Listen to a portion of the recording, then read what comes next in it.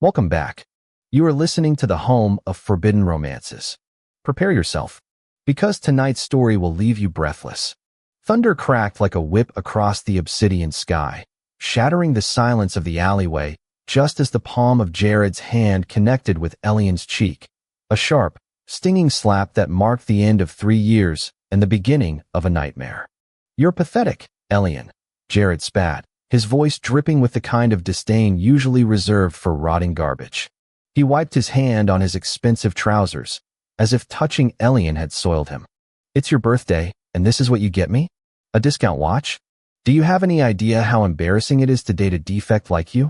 You're a recessive omega with 0 cent, 0 money, and 0 future. I'm done. Don't follow me."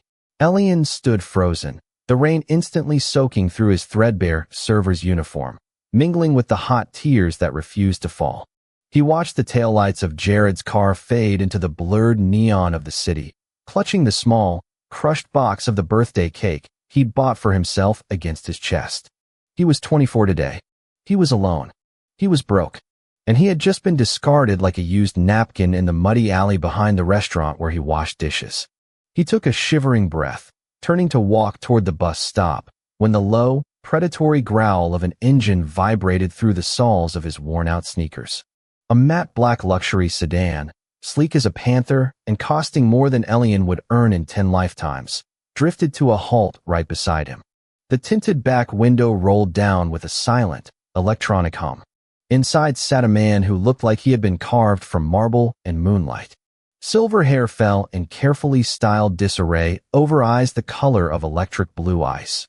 Eyes that were currently scanning Elian with a mixture of calculation and intensity. It was Kalen Thorne. The Kalen Thorne. The alpha idol who dominated the charts, the screens, and the fantasies of half the population. Kalen didn't ask if Elian was okay. He didn't offer pity. He simply extended a hand, adorned with silver rings, and spoke in a voice that rumbled like distant thunder. "Get in," the idol commanded, the scent of crushed pine and ozone rolling out of the car, instantly suppressing the smell of the garbage-filled alley. "Unless you prefer catching pneumonia to revenge." Elian blinked, water dripping from his lashes. What? "I saw everything," Kalen said, his gaze dropping to the crushed cake box. "He dumped you. On your birthday. For being poor. Now, you have 2 choices. You can walk to the bus stop, go home to your empty apartment, and cry until you fall asleep. Or, you can get in this car, put on a suit that costs more than his entire existence, and pretend to be my fiancé for the next 4 hours." Elian's mind reeled. This was madness. This was a hallucination brought on by hypothermia. "Why? Why would you ask me?" Kalen leaned back into the shadows of the leather interior, a cynical smirk touching his lips. "Because I have a gala to attend in 20 minutes, and my mother is planning to announce my engagement to a corrupt senator's daughter if I don't show up with a partner. I need a body. You need a savior. Fate is funny that way." He checked his diamond-encrusted watch. "You have 10 seconds to decide, Omega. Do you want to be a victim, or do you want to be a legend?" Elian looked down at the mud splattered on his shoes. He thought of Jared's sneer. He thought of the 3 years he had spent shrinking himself, working double shifts to buy Jared gifts, apologizing for his lack of money. Something hot and hard solidified in his chest, replacing the grief. He opened the car door and slid into the warmth. "Happy birthday to me," Elian whispered. The interior of the car was a different world. It was silent, save for the soft hum of the climate control, and smelled of expensive leather and Kalen's overpowering, intoxicating alpha pheromones. Elian tried to press himself against the door, conscious of his wet, dirty clothes, but Kalen was already moving. He tapped the partition. "Drive. The penthouse. We have 15 minutes for the transformation." Kalen turned to Elian, his blue eyes assessing him critically. "What is your name?" "Elian," he murmured, his voice trembling slightly as the adrenaline began to fade, replaced by the terrifying reality of sitting next to the nation's most desired man. "Elian." Kalen tested the name, rolling it over his tongue. "Soft. A little tragic. It works." He reached into a compartment and pulled out a tablet. "Here is the contract. Standard non-disclosure agreement. You are my fiancé, Elian Vance. We'll say you're a reclusive heir to a European textile fortune. We met in Milan. We've been dating for 6 months. You are deeply in love with me, and I am obsessed with you. Can you act?" Elian looked at the digital document. I lied to my landlord for 3 months about having a cat. Does that count?" Kaylin actually laughed, a rare, throaty sound that made Elian's omega instincts flare with confusing heat. "It'll have to do. Sign it. Your payment is the clearing of all your current debts, and—" He paused, looking at the crushed cake box Elian was still holding. "A proper birthday dinner." Elian signed. He had nothing left to lose. The stop at the penthouse was a blur of frantic activity. Kaylin's styling team descended upon Elian like a flock of well-dressed vultures. His wet clothes were stripped away, his skin scrubbed, and scented with a lotion that smelled of jasmine and amber, a scent designed to complement Kaylin's pine. When Elian finally stood before the full-length mirror, he didn't recognize the reflection. The boy in the mirror was wearing a white velvet suit with silver embroidery that shimmered under the lights.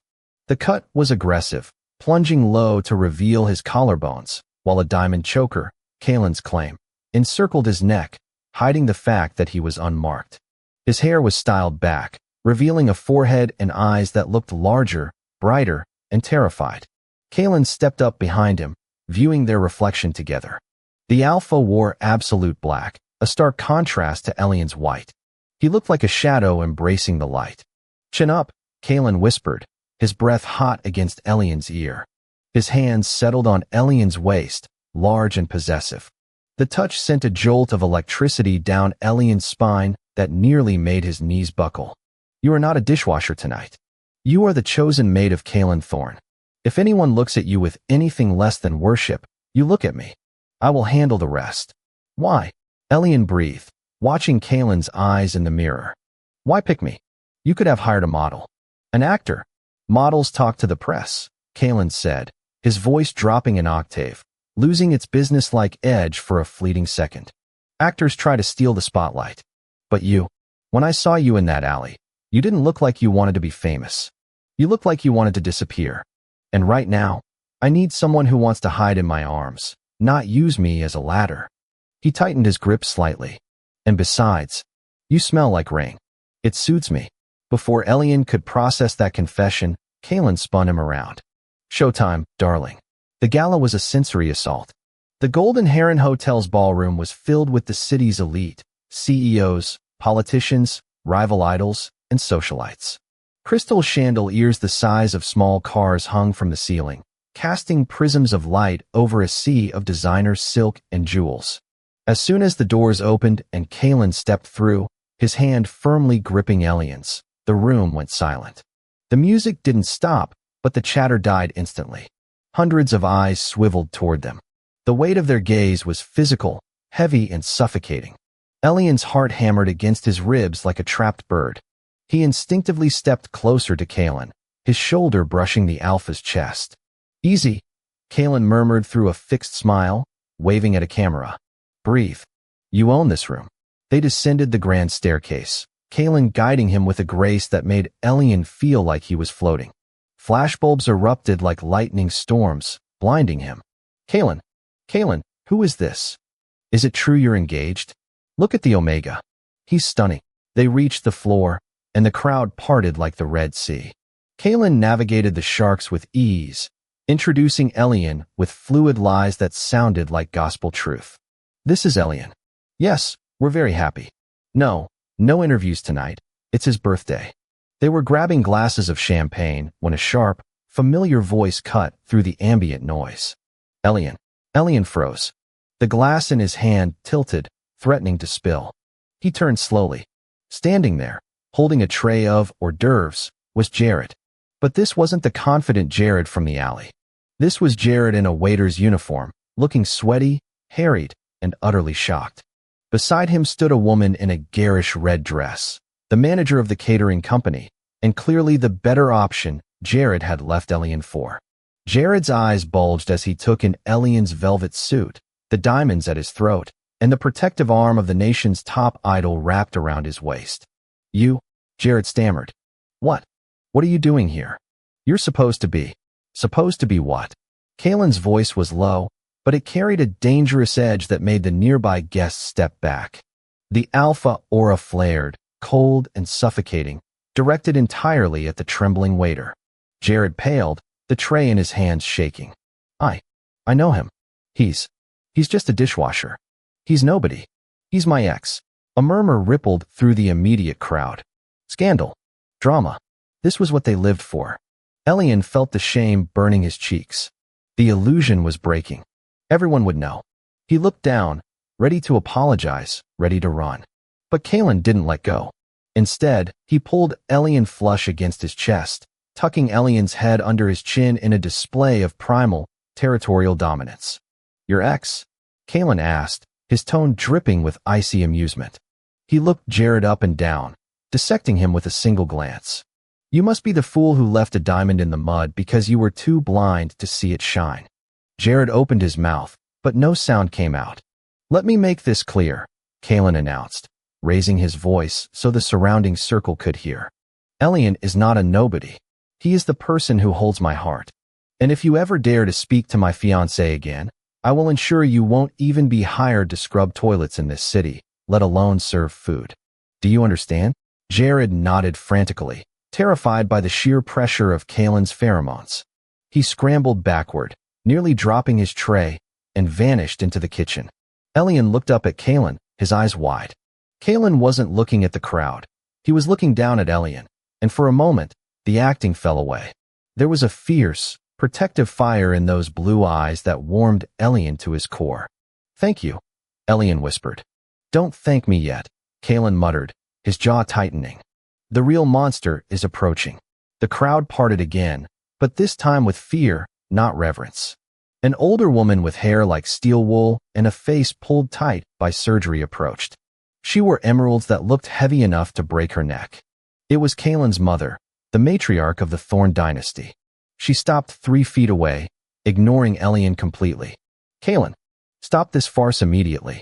The senator is waiting. Mother, Kalen nodded, his grip on Elian tightening to the point of pain, though he didn't realize it. I'm not interested in the senator. As you can see, I am taken. The matriarch finally turned her gaze to Elian. It was like being looked at by a cobra. This, she gestured vaguely at Elian. A pretty decoration. How much did you pay him? Or is he a street rat you picked up to spite me? Elian felt the sting of her words, but looking at Kalen's rigid profile, the tension in his neck, the way he was holding his breath, something snapped. This man, this powerful alpha, was just as trapped as Elian was. He was being sold off, just like Elian had been discarded.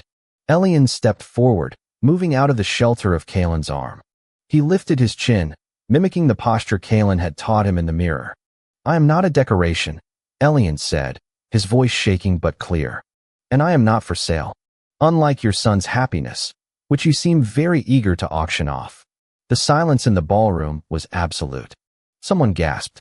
Kalen stared at Elian, shock registering on his face. No one spoke to his mother like that. The matriarch's face turned a violent shade of red. You insolent little. I love him, Kalen interrupted, his voice booming. He stepped up beside Elian, taking his hand and interlacing their fingers. And unlike the business arrangement you call a marriage, this is real. Kalen turned to Elian, his eyes searching. Forgive me, he whispered, barely audible. Before Elian could ask what for, Kalen leaned down and captured his lips. It wasn't a stage kiss. It wasn't polite. It was desperate, hungry, and overwhelming. Kalen kissed him as if he were drowning and Elian was oxygen. The shock lasted only a second before Elian's eyes fluttered shut, his hands instinctively clutching the lapels of Kalen's jacket. He tasted champagne and mint, felt the rough warmth of Kalen's tongue, and for the first time in his life, he felt wanted. Not tolerated. Wanted. The crowd erupted. Cameras flashed in a blinding, stroboscopic frenzy. Kalen broke the kiss, breathless, his forehead resting against Elian's. His thumb caressed Elian's cheekbone. Happy birthday, Elian, he murmured, loud enough only for them.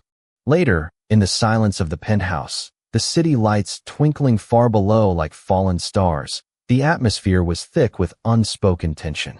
Elian sat on the edge of the sprawling velvet sofa, the tie of his suit undone. Kalen poured 2 glasses of whiskey, his hands slightly unsteady. You were good tonight, Kalen said, handing him a glass. Too good. My mother won't let this go. She'll dig into your past. She'll find out you were a server. Let her, Elian said, taking a sip. The liquid burned pleasantly. I'm not ashamed of working for a living. And I'm not scared of her. Kalen sat down next to him, close enough that their knees touched. You should be. She destroys things she can't control. He looked at Elian, his gaze dropping to Elian's lips. Why did you defend me? It wasn't in the contract.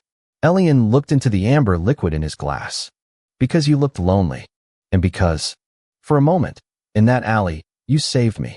I wanted to save you back. Kalen set his glass down on the coffee table with a sharp clink. He turned his body fully toward Elian, trapping him against the cushions. The contract, Kalen said hoarsely. It says the engagement ends when the media cycle dies down. Usually a month. Right? Elian nodded, his heart pounding. A month. I want to amend the terms, Kalen whispered, leaning in. The scent of pine was overwhelming now, rich and heady with desire. I don't think I can pretend with you, Elian. When I kissed you, I forgot the cameras. I forgot my mother. I forgot everything except the way you taste. Elian's breath hitched. So, what are you proposing? Kalen reached out, his fingers tracing the line of the diamond choker he had placed on Elian's neck hours ago. I'm proposing we make the lie true. Be my fiancé. For real. Let me spoil you. Let me protect you.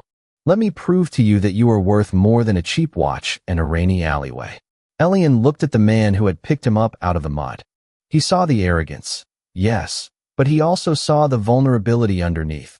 The boy who just wanted to be loved for who he was, not what he was worth. It was a mirror of Elian's own soul. Elian smiled, a genuine, soft smile that reached his eyes. He reached up and undid the clasp of the choker, letting the diamonds fall into his lap, baring his neck fully to the alpha. Okay, Elian whispered. But the next time we get cake, I want chocolate. Kalen laughed, the sound low and rich, before closing the distance between them. Done.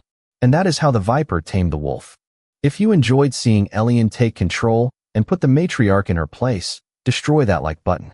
And tell me in the comments, would you forgive a husband who tried to kill you? Wait, wrong story. Would you sign a contract to marry a stranger if it meant revenge on your ex? I'll be reading your answers. Subscribe for the next chapter. Until then, prompt image. Prompt. Masterpiece, best quality, high-res, 1.2.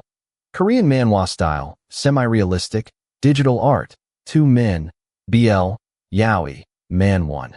Kalen, tall alpha, silver hair slicked back, piercing blue eyes, wearing sharp black suit, possessive expression, hand on other man's waist, looking at camera, man 2. Elian, slightly shorter, soft features, wearing white velvet suit with silver embroidery. Diamond choker, looking shy but defiant, blushing. Background is crowded grand ballroom with blurred guests. Informal wear, sparkling chandeliers, camera flashes creating lens flares, dramatic lighting, cinematic composition, sharp focus, intricate details.